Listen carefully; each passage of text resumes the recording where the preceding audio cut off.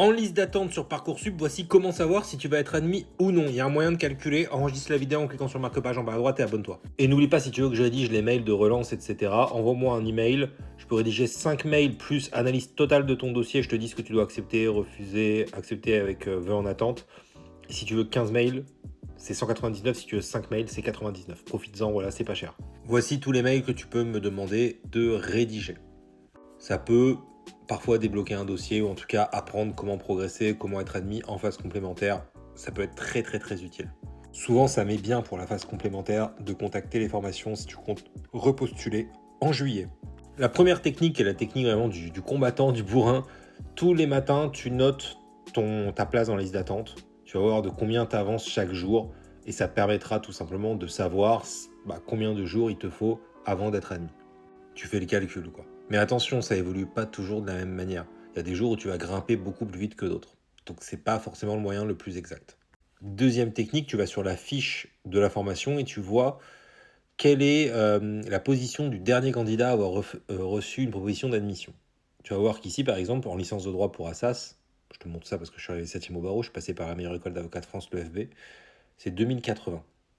Donc là, tu peux faire un calcul qui va pas être le méga précis, on est d'accord, mais par exemple, si tu es 3 millième, tu sais qu'à 2080, tu es admis. Tu étais admis l'année dernière. Forte chance que ce soit la même chose cette année. Tu peux analyser aussi l'effectif de cette année pour voir si ça a augmenté ou pas. Mais bon, on va pas rentrer trop dans les détails. Si tu vois que ça avance de 100 places tous les jours, au bout de 10 jours, c'est bon.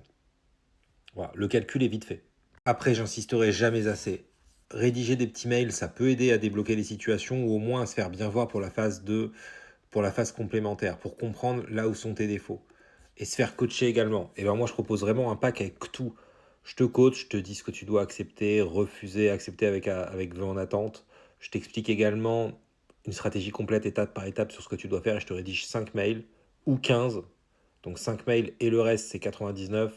15 mails et le reste, c'est 199. Profites-en, j'ai encore un peu de dispo, pas beaucoup. Je suis vraiment le coach numéro 1 là sur TikTok en ce moment avec ce fameux coaching qui est un best-seller sur TikTok. Donc voilà, n'hésite pas. Je peux répondre à toutes tes questions. Tu peux m'envoyer même 20 questions, j'y répondrai, c'est inclus dans le tarif.